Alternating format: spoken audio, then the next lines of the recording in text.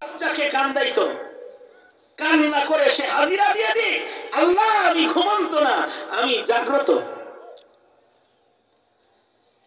এখানে মুজাদ্দিদ আল-ফিসানি রাহমাতুল্লাহ আলাইহি এলাকার বাচ্চাদের তরবিয়ত ভিন্ন ছিল। আমাদের এক বুজুর্গ মুজাদ্দিদ আল-ফিসানির কবর জিয়ারত করতে গেছে। আসরের নামাজের ওয়াক্ত হয়েছে, বুজুর্গ মসজিদে ঢুকছে নামাজ পড়বেন বলে। বাচ্চারা মাঠে খেলতেছে, ইকামতের আওয়াজ শুনতেই বাচ্চারা খেলা বাদ দিয়ে দৌড়ায়া সিধা মসজিদে ঢুকে বলল। এই বুজুর্গ মনে করছেন বাচ্চা মানুষ নামাজে যে ওযু লাগে মনে হয় জানে না, খেলতেছিল দৌড়ায় এসে নামাজ পড়েছে, ওদের মনে হয় কেউ তরবিয়ত দেয় না। নামাজের পরে বুজুর্গ বাচ্চাদের লয়ে বসছেন, বৈশা তাদের জিগায় তোমরা কি ওযু জানো না? নামাজ পড়তে যে ওযু লাগে তা কি জানো না? খেলতেছিলে দৌড়ে এসে নামাজে দাঁড়ালে।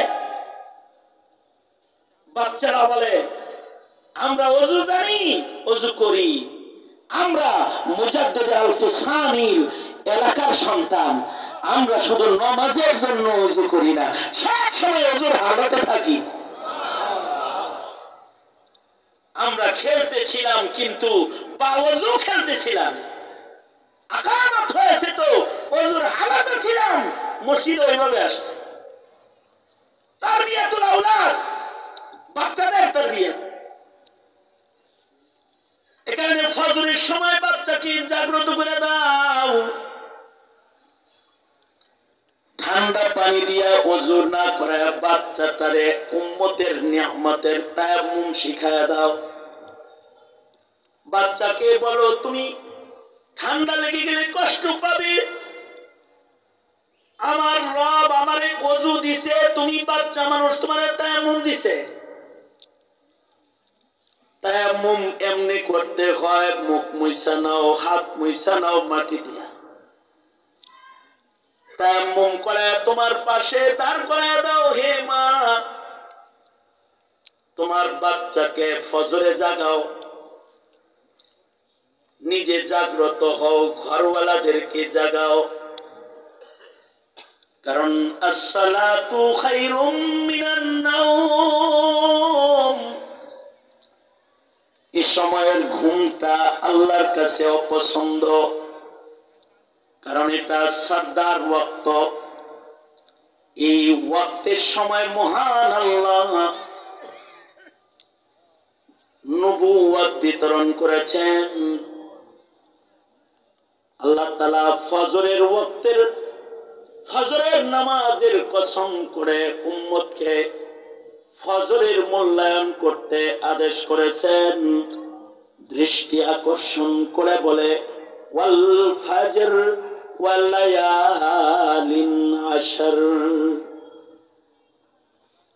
আবার আল্লাহ তাআলা সূরাতুল আসরে আসরের কসম করে বলে ওয়াল আসর ওয়াল আসর, আসরের কসম। আসরের ওয়াক্তটাও দামি ওয়াক্ত। ফজরের ওয়াক্ত হলো মাকামে নবুয়ত, আর আসরের ওয়াক্ত হলো মাকামে বিলায়াত। যারা আসর হিফাজতকারী হয়, খাঁটি আবেদের খাতায় তাদের নাম চলে যায়, কারণ আসরের বন্দেগীর দিকে আল্লাহর খেয়াল থাকে, তাই বান্দারে খেয়াল করতে কয় হাফিজু আলাস সালাওয়াত ওয়াস সালাতিল বুসতা। 5 ওয়াক্ত নামাজ পড়ো, হেফাজত করো নামাজ, বিশেষভাবে আসরটারে দেখে রাখো, কারণ ফজর হলো আমির আর আসর হলো ওজির। এ কারণেই আসর যারা যত্নশীল হয় তাদেরকে আল্লাহ বেলায়েতি দিয়ে দেন, কারণ আসরে দুর্বল সময়, দুর্বল দেখে আল্লাহর গোলামীর খেয়াল আল্লাহ ওয়ালাই করতে পারে, অন্যরা করতে পারে না। এ কারণেই খাজা কুতুবউদ্দিন বখতিয়ার কাকি রহমাতুল্লাহ আলাইহি তিনি মৃত্যুর আগের ওসিয়তের ভেতরে বলেছিলেন, আমার জানাজা একজন ওলি বুজুর্গ দিয়ে পড়াবা। খলিফারা কয়, নামটা কয়ে যান, কোন ওলি দিয়ে জানাজা পড়ামো? কুতুবউদ্দিন বলে, ওলি বলি না, তবে মাকামে বেলায়েতের কিছু গুণ বলে যাই, এই গুণগুলা জাগর ভেতরে পাবা, তারে দিয়ে আমার জানাজা পড়াবা। 4টা গুণ। 1 নম্বর গুণ, যার বালে ঘর পর থেকে আমার জানাজা পর্যন্ত জীবনে কোনদিন যার তাকবীরে উলা ছোটে নাই, তারে দিয়ে আমার জানাজা পড়াইবা। তার মানে নামাজের হেফাজতের মাধ্যমে আবদ হওয়া যায়, ইবাদুর রহমান হওয়া যায়। কিন্তু যদি তাকবীরে উলার হেফাজতকারী হয়ে যায়, তো তখন সাধারণ আব্দ থাকে না, তখন ওলায়াতের উঁচু দরজায় চলে যায়, তখন সিদ্দিকীনের দপ্তরের নাম চলে যায়। তাকবীরে উলা এর আহমিয়ত আমাদের আকাবিরদের ভেতরে ছিল। আমাদের আকাবিররা সারা জিন্দেগি তাকবীরে উলার নামাজ পড়ছে, সারা জিন্দেগি। সাঈদ ইবনে মুসাইয়িব রাহমাতুল্লাহ আলাইহি দীর্ঘ 40টি বছর লাগাতার 40 বছর আযান হওয়ার আগে মসজিদের পয়লা কাতারে যায় বসে থাকছে। 40 বছর তাকবীর উলা না, খালি আযানের আগে যায় বসে থাকছে মসজিদে। ওনাকে জিজ্ঞেস করা হয়েছে, সাঈদ ইবনে মুসাইয়িব আযানের আগে মসজিদে আয়েশা এমনি বসে থাকেন কেন? কখনো আযানের পরে আসেন না। 40 বছর তিনি আযানের আগে মসজিদে গেছেন। প্রশ্ন করা হয়েছে, আযানের আগে কেন যান? সাঈদ ইবনে মুসাইয়িব বলে, ময়দানে মাহশরে মহান আল্লাহর আদালতে যদি আল্লাহ আবার আমাকে জিজ্ঞাসা করে ফেলে, আমার ঘরে তোকে ডেকে আনা লাগতো কেন? কাহার জালালে সামনে দাঁড়ায় কোন ব্যাখ্যা করার মতো শক্তি আমি সাঈদ ইবনে মুসাইয়িবের নাই। এই কারণে মহান আল্লাহ ডাক দেওয়ার আগে মসজিদে এসে কাতারে লাব্বাইক বলতে থাকি। তাকবীরে উলা। কুতুবউদ্দিন বলে, দ্বিতীয় নম্বর গুণ হলো, যার জীবনে কোনদিন তাহাজ্জুদ কাজা নাই, তাকে দিয়ে আমার জানাজা পড়াবে। তাহাজ্জুদ, কারণ তাহাজ্জুদের মাধ্যমে আল্লাহ তাআলা বেলায়েত বন্টন করেন, বেলায়েতের মাপকাঠি নির্ধারণ করেন। এ কারণে আমাদের বাপ দাদারা শেষ রাত্রে ঘুমাইতে পারেন। ইমামে আযম আবু হানিফা রাহমাতুল্লাহ আলাইহি সুদীর্ঘ 40 বছর ইশা রুজু দিয়া ফজরের নামাজ পড়ছেন। রাতের নামাজ, রাতের হাজিরা বেলায়েতের মাকাম বাড়ায়, ওলি হয়ে যায় বান্দারা। কুতুবউদ্দিন বখতিয়ার কাকি বলে, তারে দিয়ে জানাজা পড়াইবা যার তাহাজ্জুদ কাজা নাই, তারে দিয়া জানাজা পড়াইবা যার চোখে পরনারী দেখে গুনার কল্পনা কখনো করে নাই, অর্থাৎ যার নজরের গুনাহ নাই, তাকবীরে উলার নামাজ ছুটে নাই, তাহাজ্জুদ ছুটে নাই, জীবনে কোনদিন চোখ দিয়া চোখের গুনাহ করে নাই। 4 নম্বর বেলায়েতের শর্ত আরেকটা, ওই ওলি দিয়া আমার জানাজা পড়াইবা যার আসরের বড় যত্ন, আসরের সুন্নতেরও বড় যত্ন, যার জীবনে আসরের নামাজ তো কাজা নাই, আসরের পূর্বের সুন্নতটাও যে জীবনে কোনোদিন কাজা করে নাই, এমন মানুষ দিয়া আমার জানাজা পড়াবে।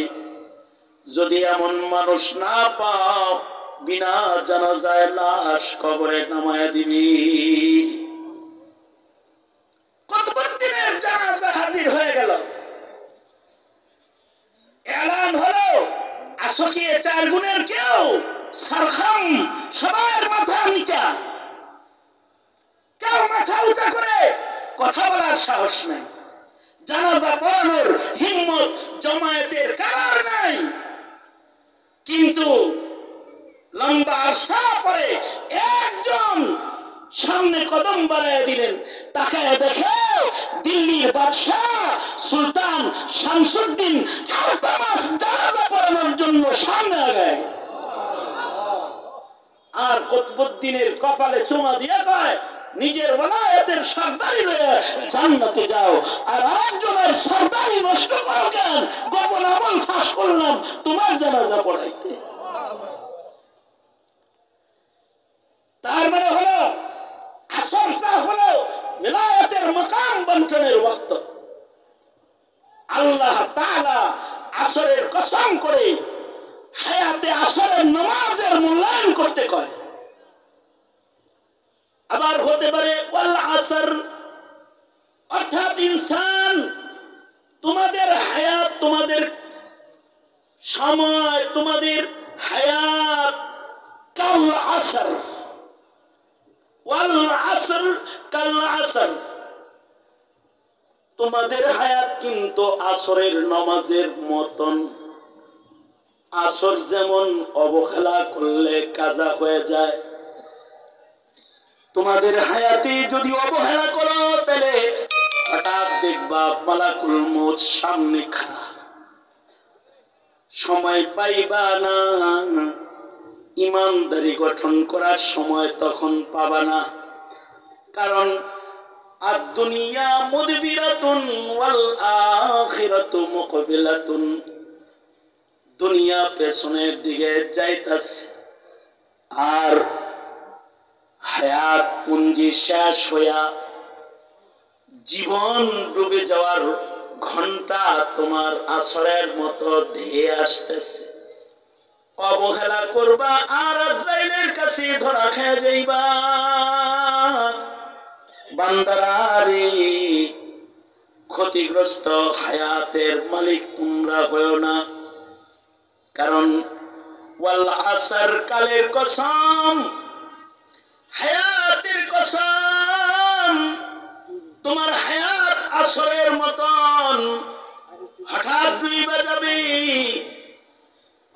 তোমার হায়াত কিন্তু অনেক মূল্যবান হায়াত। আসরের নামাজ যেমন দামি নামাজ, তোমার হায়াতের প্রতিটা সেকেন্ড অনেক মূল্যবান। একটা সেকেন্ড বরবাদ করো না। হায়াত কিন্তু ফুরায় গেলে আর পাবা না। হায়াতের কসম, দুনিয়ার সব মানুষের কিন্তু হায়াত কমতাছে।